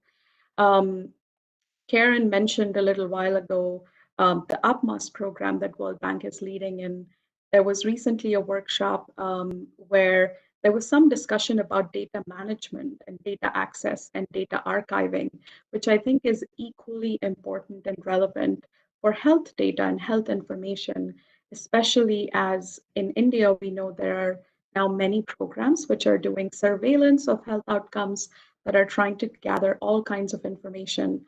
So thinking or starting to think about ways in which this data can be made available to the people who will help us make sense of what it means in terms of health impacts. So quickly, I want to make 3 points. The first one, there's definitely already a lot of work that is ongoing in terms of trying to build capacity, in terms of trying to expand research skills. And what would really help at the regional level across South Asia will be air pollution and health programs, which are targeted at key scientific questions. We've heard about the same kinds of issues across Nepal and India and Pakistan, Bangladesh, Sri Lanka. What are the main questions we can try and address together? We are all, in areas where there are a lot more questions than answers. So can we try and focus on some big ones together, bring in the best experts from all the countries and try and run programs which will help us all learn at the same time? Secondly, there are ongoing efforts, like I just said, and as we saw from the wonderful presentations here, people are trying to look at all these different outcomes using different kinds of air quality data. Are there opportunities for us to harmonize those efforts, coordinate them better? Perhaps there is a study going on in Nepal that would benefit from another counterpart in India or in Bangladesh. And again, identifying common themes, can we set up centers or working groups that will allow us to coordinate our work and continue in ways that are very, very targeted. And to that effect, how do we really do that? Some very specific ideas, things like an annual regional conference. I know ICIMOD has tried to do that over the last couple of years, trying to bring people together, take stock of what we know, what our next priorities are, organizing workshops and peer-to-peer information exchange. I think, really big thank you to Meena and the TERI team for organizing this, because this is exactly the kind of example or platform where we can begin exchanging information, sharing ideas. And then one opportunity that might also exist across South Asian countries is conducting different kinds of summer or winter sort of training schools, targeted programs focusing on big data, on exposure assessment, on epidemiology, and how to conduct different kinds of studies using the data that we already have available, some of which we saw a glimpse of today. And I want to end by just highlighting a new initiative that aims, Dr. Krishnan was involved in an early workshop in this, and others, Sagnik is involved in this as well, that HEI is also participating in, which will hopefully try and bring researchers across India together from the air quality side, from the health side, to try and, again, coordinate, harmonize, and build research that has policy relevance that can help inform the public. And hopefully we can then also take this program and network across the South Asian region. So I will stop there, and I will, be happy to answer any questions. Thanks again to Meena and the TERI team for inviting me here. And, a bigger thank you yet for bringing us all together to start this conversation. Thank you, Pallavi. Now we will take questions. I think, unfortunately, Dr. Sagnik, they had to leave because of a class. So if anybody has a question to Sagnik, they will have to, he has given his email ID in the chat box. You can write to him directly and then contact him. For the others, I think we are open to questions, and if anybody has a question to a speaker, please identify yourself, then the speaker, and then the question.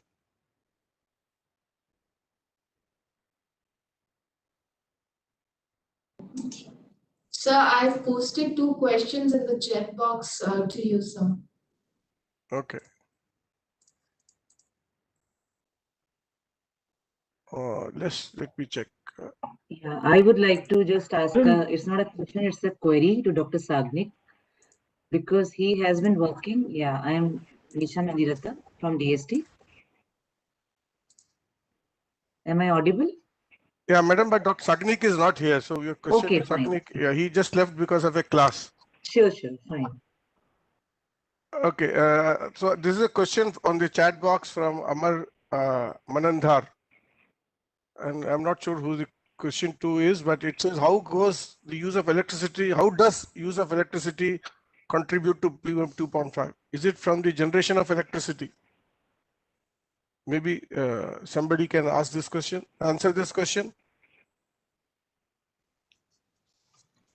So if, I'm Meena here. So if the electricity production uses thermal power plants which are run on coal, that could contribute to a lot of local exposure to high PM levels. India as a country is trying to use both coal and other alternate sources. So we are attempting other sources for electricity. Example, and it partly answers the next question also. These efforts have resulted in increase in the number of biomass-based or transiting, things like parali or crop residue or biomass or any waste into power. So there are efforts in place where people are trying to convert biomass into power, and either directly at the NTPC plant. So if NTPC can use, the national thermal power plants can use 10% or so of local biomass for generation of electricity.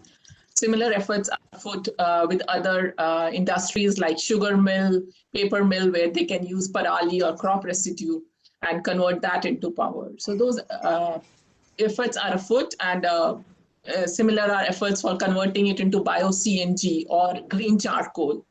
If we can use some of these crop residue or agricultural waste into some supplying power or CNG. Okay, I'm going to take the part 2 of the question by Banalata Sinha. That's $1 million question. Is how are we going to translate this research into action? And I'm going to put that question to Pallavi first and followed by Meena. What are mechanisms in place to convert, to use the policymakers and work with them to convert them into action? I think Banalata has work on that area. Yeah. Yeah, she's sort of hit the, the right nerve. There are definitely, opportunities for trying to take this evidence and use it in policy in the Indian context, which is what I'm most familiar with.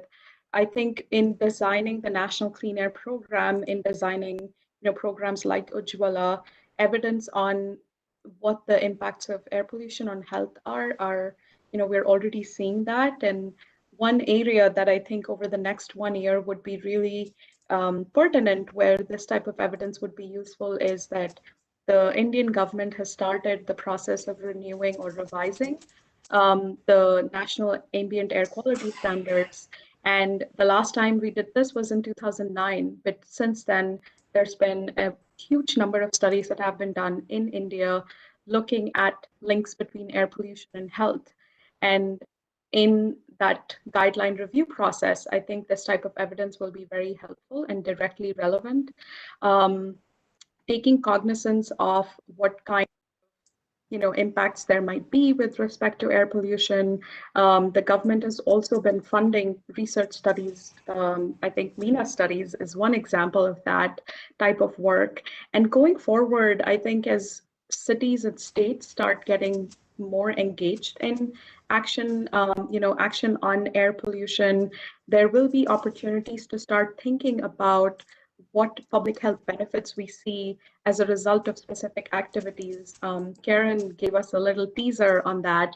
So if we start looking at the public health impacts and therefore the public health benefits that we might see through introduction of specific interventions, I think that is a very, very good place to bring the health and policy pieces together.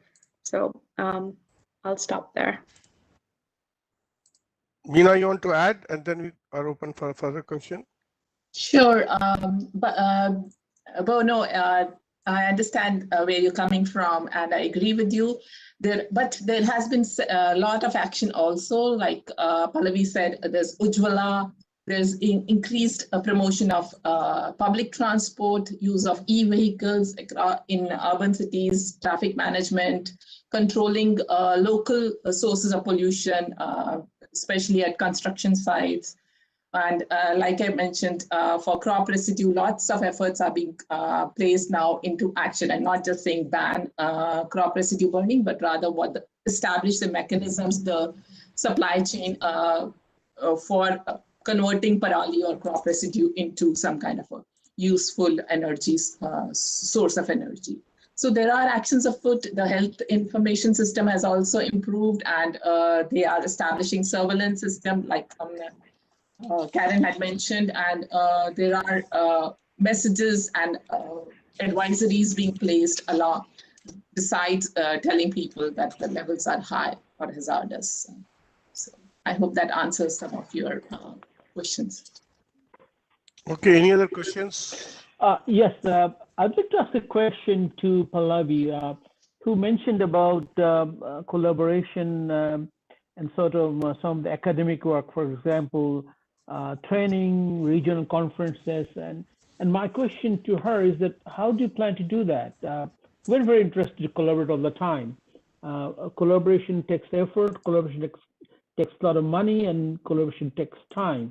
And I understand that like your institution, which also runs on grant money. So we're ready to collaborate, but give us some idea how it can be done.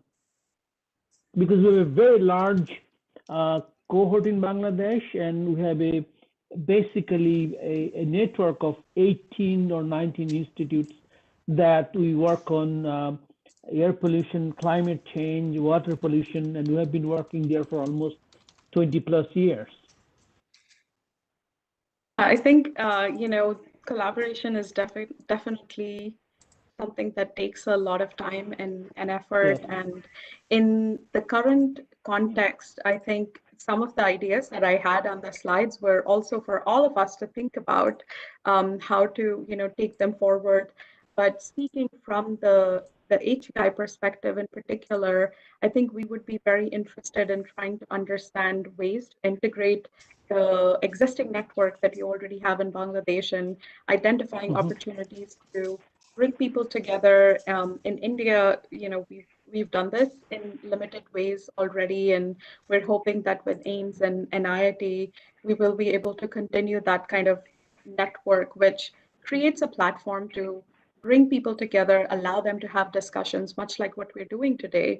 And I can't promise that we will solve everything just on by ourselves, but hopefully we can keep this conversation moving and identify exactly the kinds of avenues you're talking about, so that we can collaborate.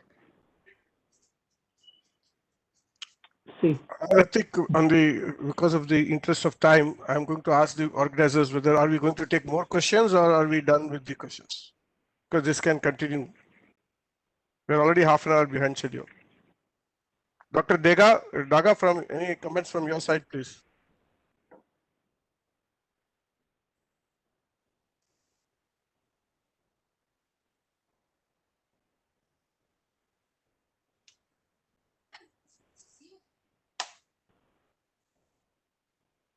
Dr. Daga?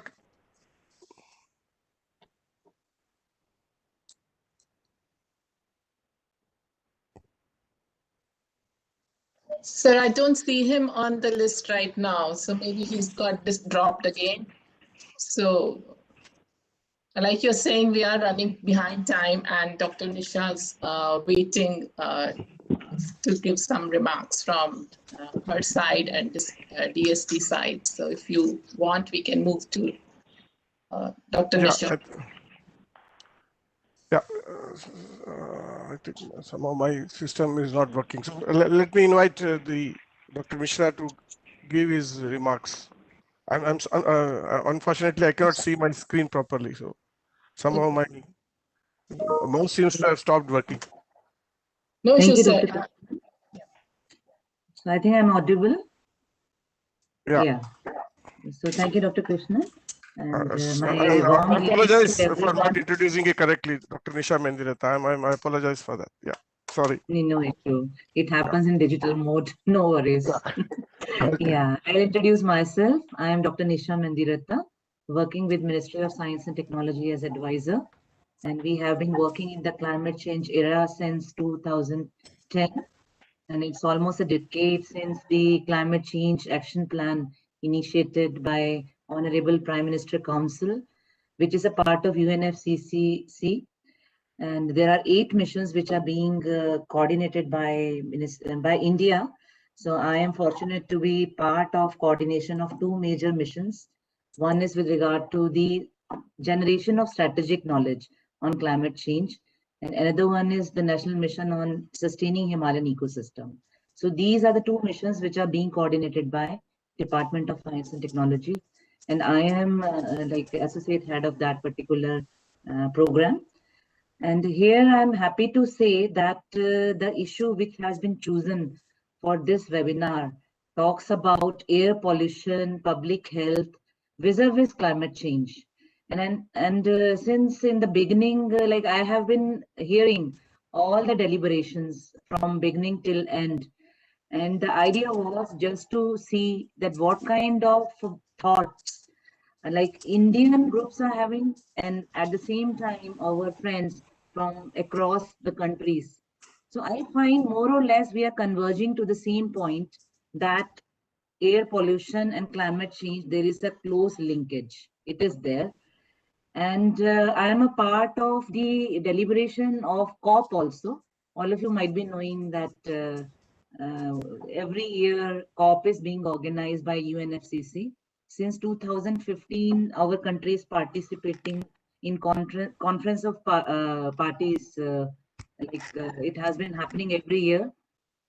So there I found that health is one of the important sector which has been taken up this time in IPCC. In IPCC AR5 report, which is again, all of you might be knowing, it's the International Panel on Climate Change, and AR5 report had come. Now a summary report also we have received for policymakers. And since I really got so happy with the last presentation, in which very nicely the linkage between the research, capacity building, and science policy communication. These are the 3 things. The interlinkage of these 3 things was in a way like touched upon. So these are the exact crux of the thing, which again has been depicted in AR5 for the like all of you get time, please go through that summary of policymaker. I will share with Dr. Meena for the benefit of everyone, because AR6 report is likely to come in a year or so. So their health occupies a very important sector in a manner that degradation of air quality is having negative effects on human health. That is being depicted there. Now, what are the, like, I will not go into all that because previous speakers has very nicely given the idea that what kind of polluters are there. CO2 is the main polluter, but at the same time, black carbon, methane, nitrous oxide, and many more, even ground level ozones. These are all the identified air polluters. And when we are talking about the impact on health, they have got short as well as long-term effects, which earlier speakers have also spoken. So it may lead to many kind of COPD kind of diseases, chronic obstructive pulmonary diseases, and many more, which like Dr. Pallavi has also given a flow chart in which even lung diseases and diabetic and many more already has been shown.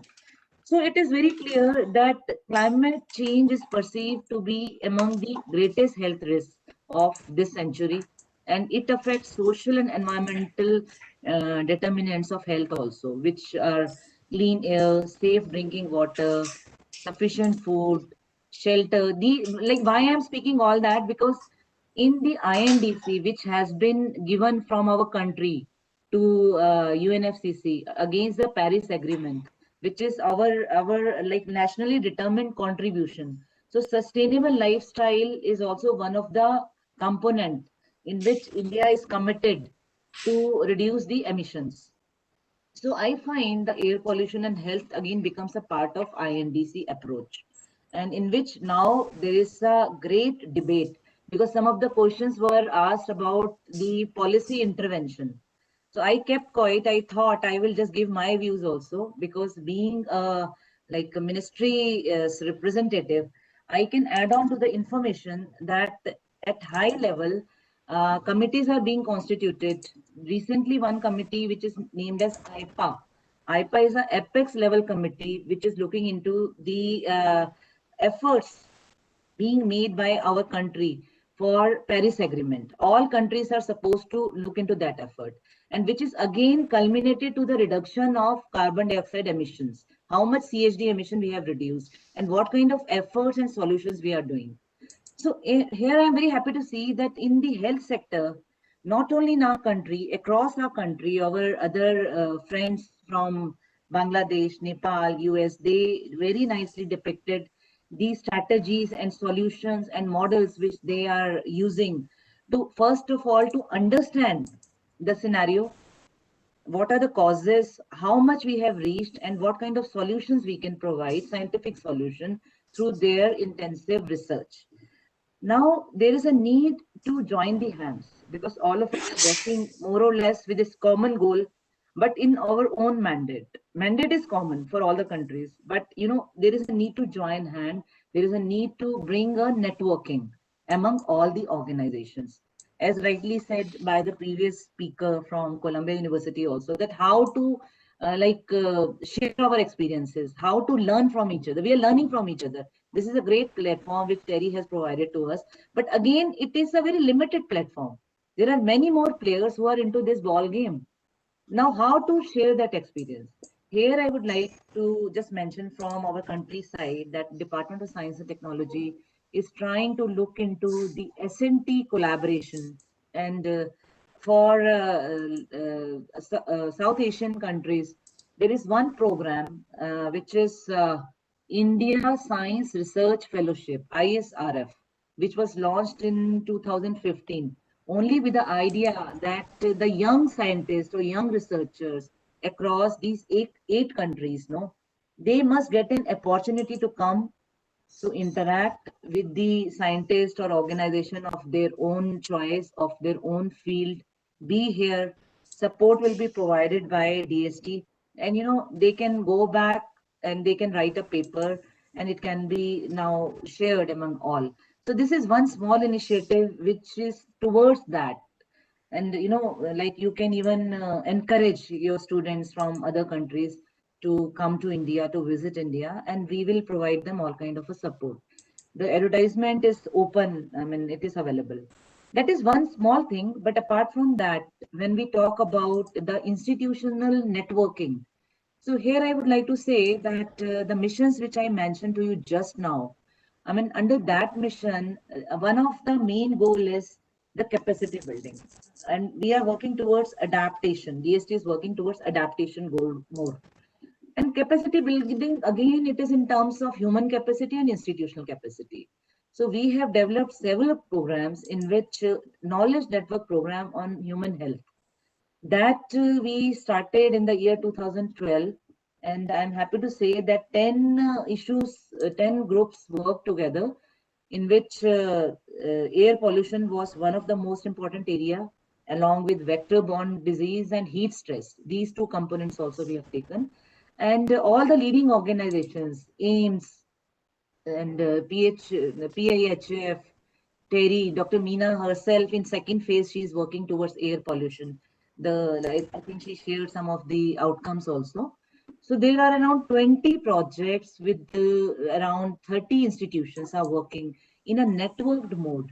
So there is a need to bring out the culture of coordinated research at this stage if we want to bring out a scientific based solution to understand and then to provide solution to the whole gamut of the issue.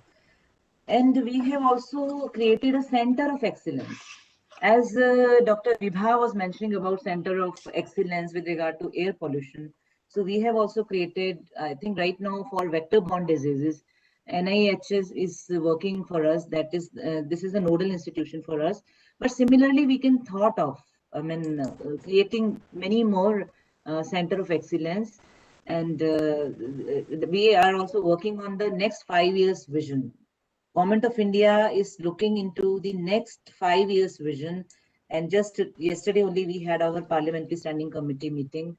And another thing which is coming up is mega science vision up to 2035, which Prime Minister's at PSA office, all of you might be aware that PSA is looking into the bigger major like umbrella kind of a program in which there is a scope of not only looking into the national but also international domains. So one recent initiative is Mega Science Vision MSV 2035. So I am representing on behalf of climate, 6 issues they have identified. And after hearing all of you, I think I am going to ensure that health is also one of the segment which should also be added in that particular program. And likewise, there are many more activities. Some of the activities are already mentioned by the previous speakers.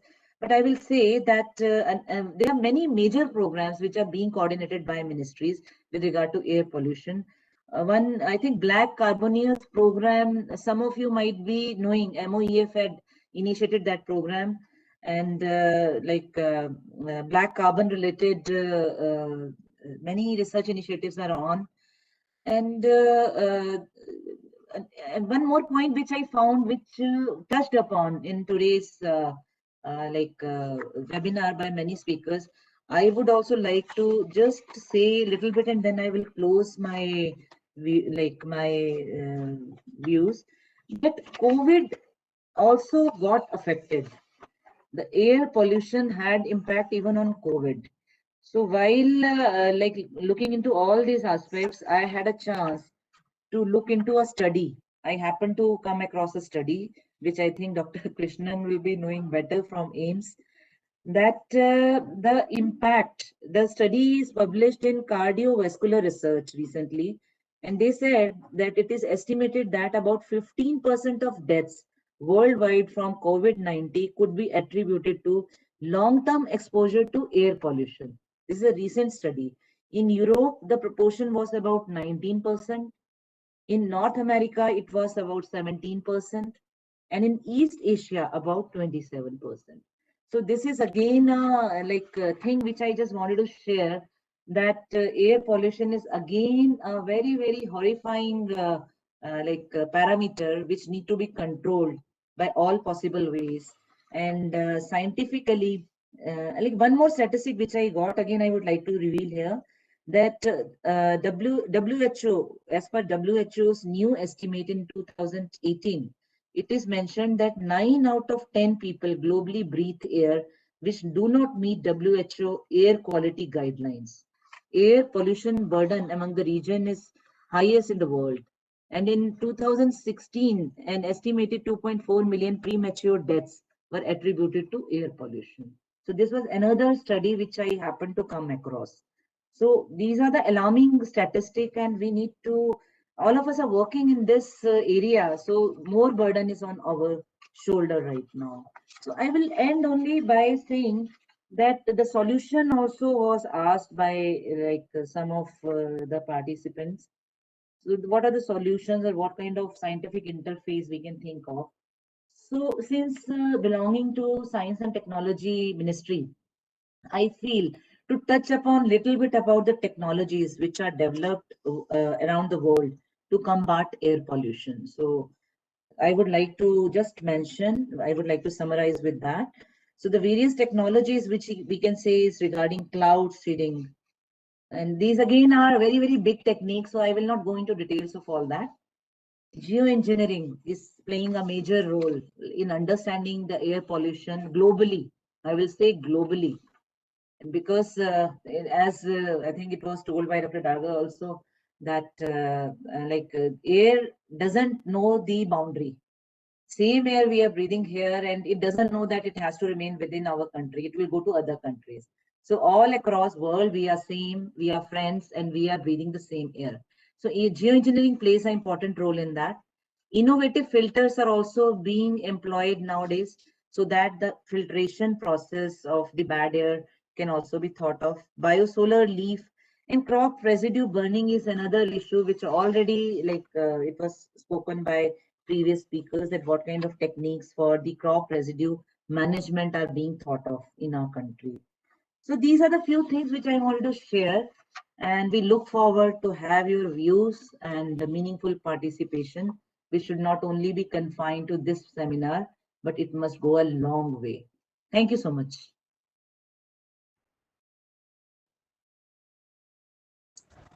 Thank you, Dr. Mehendiretta. I'm handing it back to the organizers.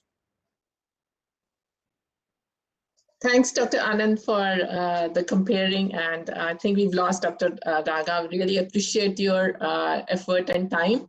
I also want to thank Karen for starting the discussions, kicking off and raising pertinent issues. We have a long way to go, and there's importance in all the different points which are raised by different speakers and the participants. We've gone beyond our time and really appreciate for people staying with us. It's close to 12, and I'll like to close the session here. Appreciate TERI's team effort and the IT efforts in putting together the webinar. Particularly appreciate the US participants, because it's nearly, it's much past midnight here.